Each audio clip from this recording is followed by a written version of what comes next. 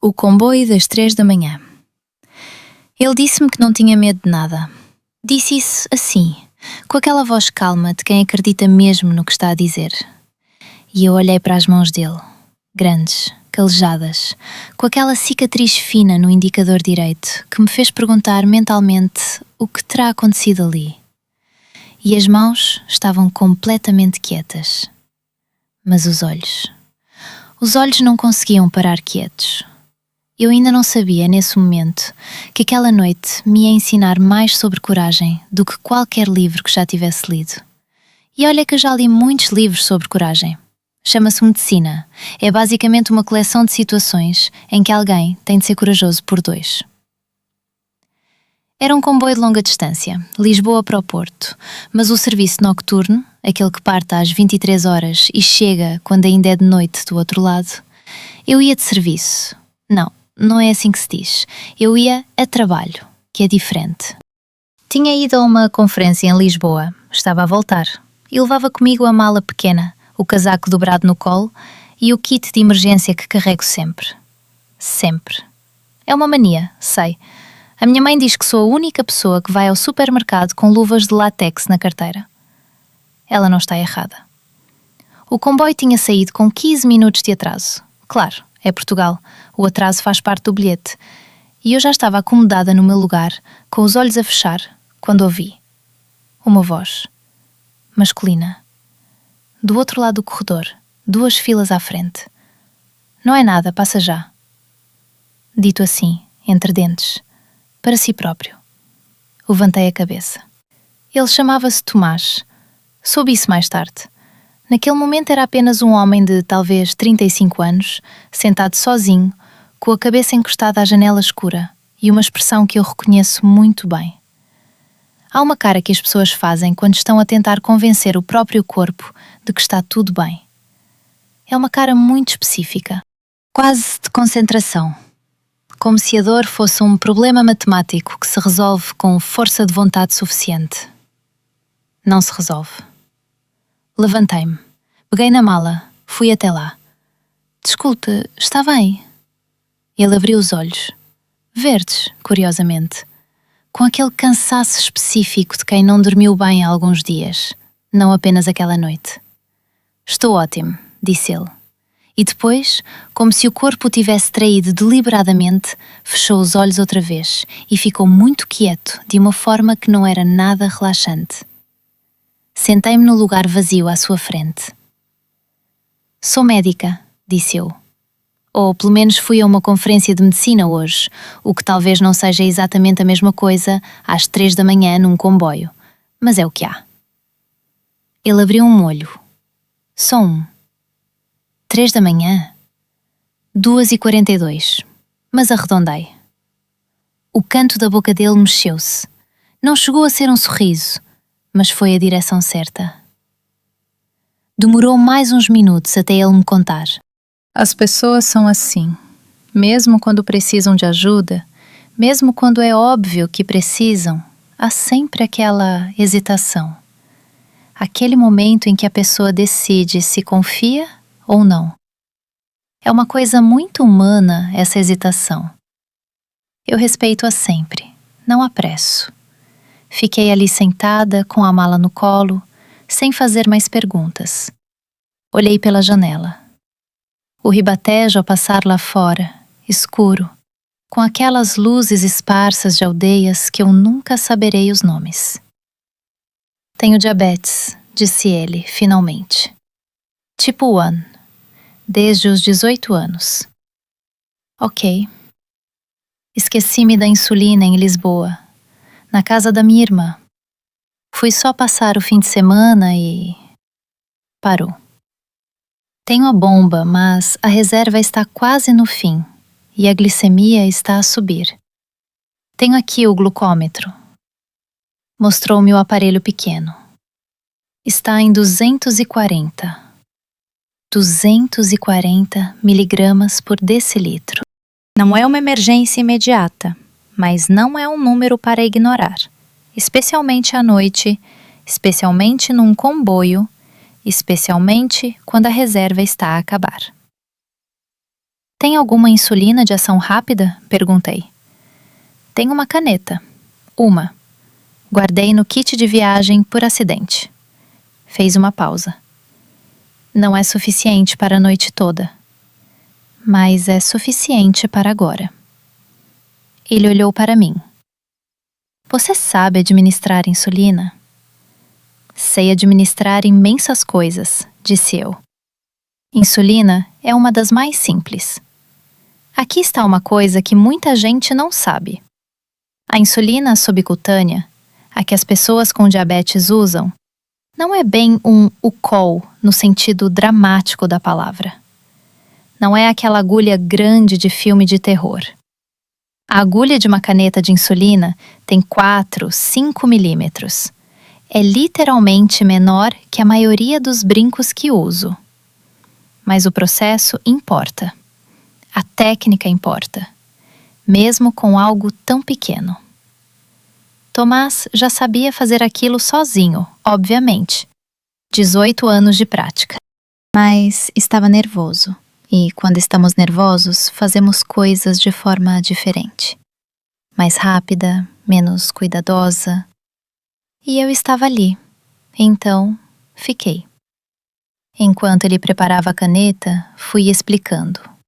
Não a ele, que já sabia, mas para mim própria, aquela forma de pensar em voz alta que me ajuda a organizar o que estou a ver. A insulina subcutânea vai para o tecido adiposo, a gordura que fica entre a pele e o músculo. O local mais comum é o abdômen, a zona lateral, a uns 5 centímetros do umbigo para cada lado. Também pode ser a parte exterior da coxa, ou o braço, ou a região lombar. Cada local tem uma velocidade de absorção ligeiramente diferente. O abdômen é o mais rápido, a coxa é mais lenta. Para uma correção de glicemia alta, o abdômen é o que queremos. A técnica é simples, mas tem detalhes que fazem diferença. Primeiro, a pele. Se a pessoa for muito magra, faz-se uma prega. Apanha-se suavemente a pele entre o polegar e o indicador, levanta-se um pouco e injeta-se nessa prega em ângulo de 90 graus. Se houver tecido adiposo suficiente, não é preciso a prega, vai direto, perpendicular à pele. A agulha entra, mantém-se o botão da caneta pressionado, conta-se até 10 antes de retirar. Esse tempo de espera é importante. Garante que toda a dose foi administrada e não reflui para fora quando a agulha sai. Tomás fez tudo corretamente. Eu apenas fiquei ali. Mas havia uma coisa que ele não tinha feito. Rodou o local desta vez? Perguntei. Ele hesitou. Tenho usado sempre o mesmo lado. Ah, isso explica algumas coisas. A lipohipertrofia é uma palavra comprida para um problema simples. Quando se injeta sempre no mesmo local, o tecido adiposo fica diferente. Desenvolve uma espécie de endurecimento, uma textura irregular. E o problema não é só estético. A insulina absorve-se de forma imprevisível nesses tecidos alterados. A glicemia fica instável. A pessoa aumenta a dose porque parece não estar a funcionar e depois um dia injeta num local saudável e tem uma hipoglicemia que não esperava. Mostre-me, disse eu. Ele mostrou. No lado direito do abdômen havia uma zona ligeiramente diferente ao toque. Não muito, mas perceptível. O lado esquerdo estava bem. Tem de rodar, disse eu. Divide o abdômen em quadrantes mentais. Cada injeção num quadrante diferente. Dá para fazer um mapa se quiser. Literalmente, um desenho no papel. Muita gente faz isso no início. 18 anos e nunca ninguém me disse isso direito, disse ele. Não com raiva. Com aquela espécie de resignação tranquila de quem já se habituou a descobrir coisas tarde demais. Fiquei um momento sem saber o que dizer. Depois disse: agora sabe. Esperamos. Esse é o ritual depois da insulina de ação rápida. A espera. Não é longa, 20 a 30 minutos para começar a ver efeito, mas é uma espera ativa. Fica-se atento, fica-se presente. O comboio ia atravessar não sei que parte do país. Lá fora estava tudo escuro, com aquelas luzes amarelas ocasionais de uma autoestrada paralela. Dentro do comboio havia o cheiro típico, aquele misto de ar-condicionado antigo, café de máquina de algures no bar e o couro ligeiramente desgastado dos bancos. Havia 2 pessoas a dormir, algumas filas atrás.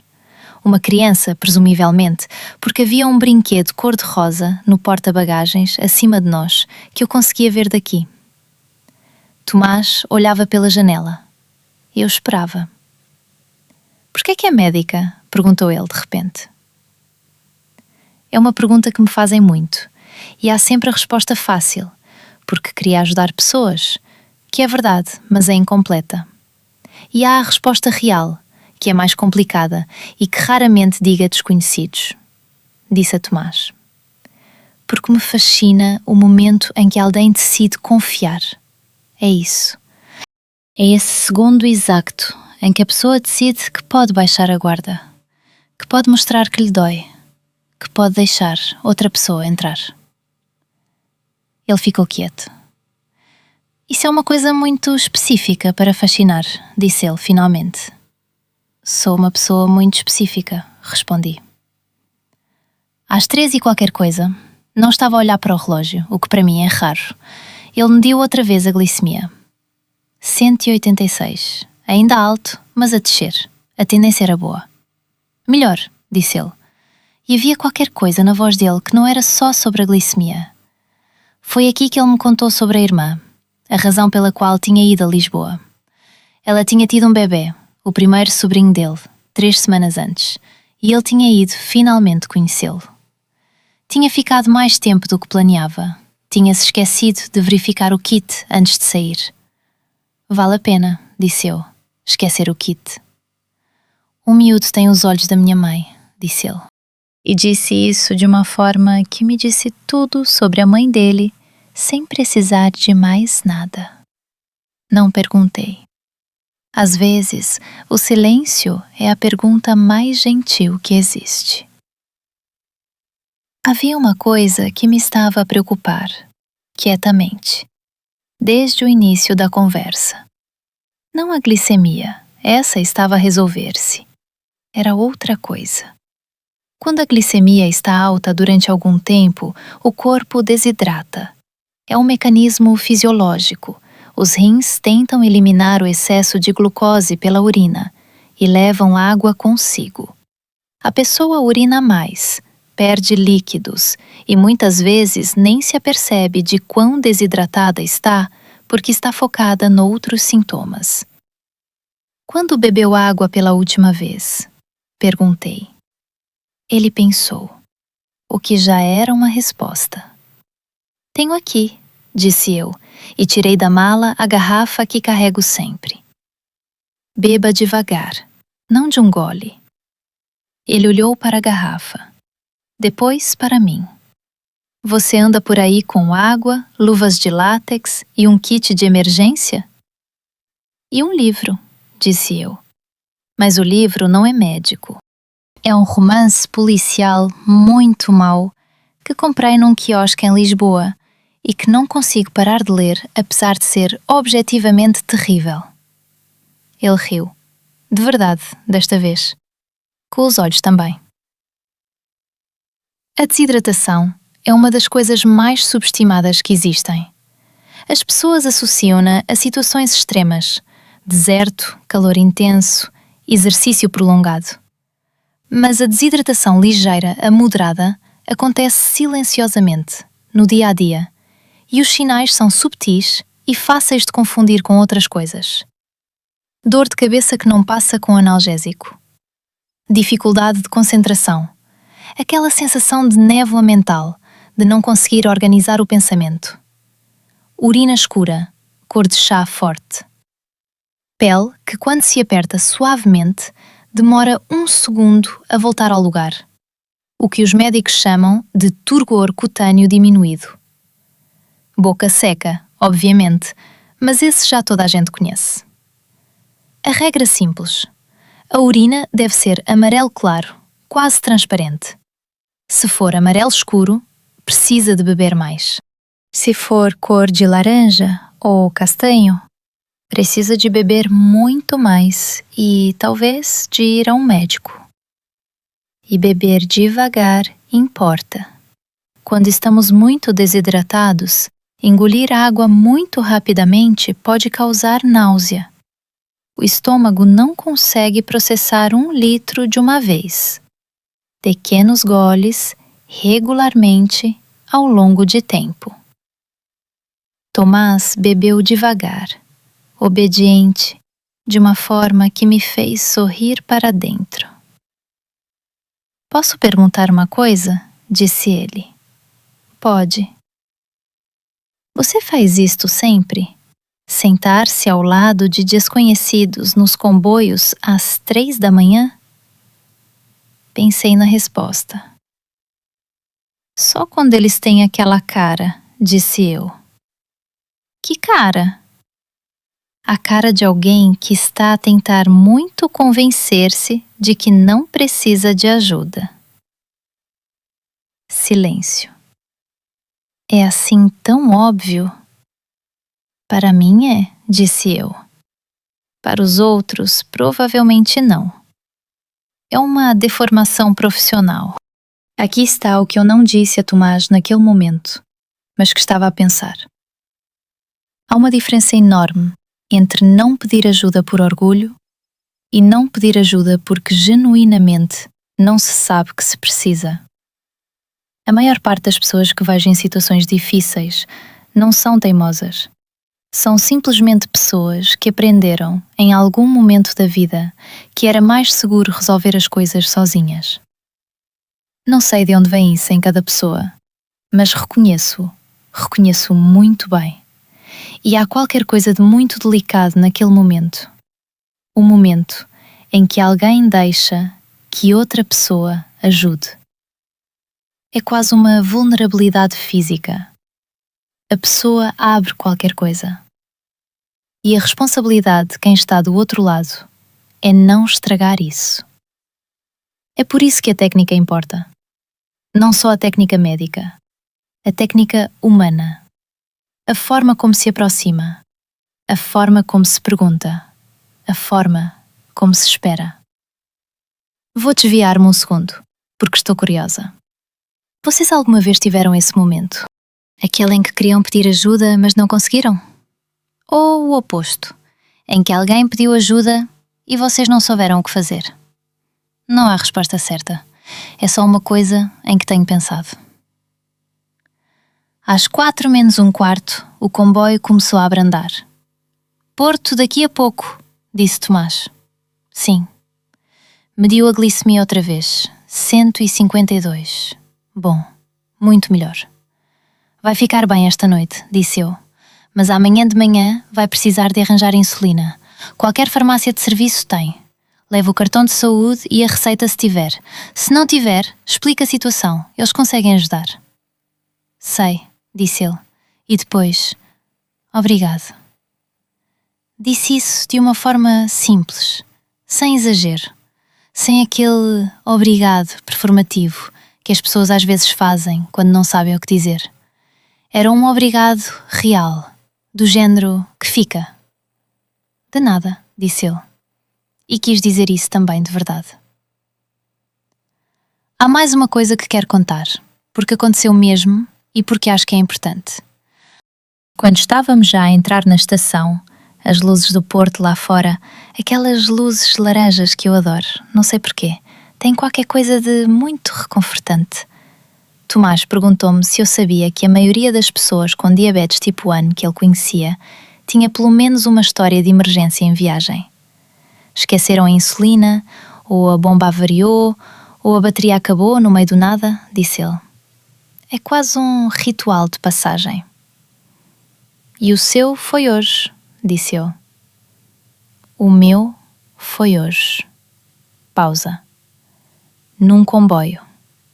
Com uma médica que anda com água e luvas de látex na mala.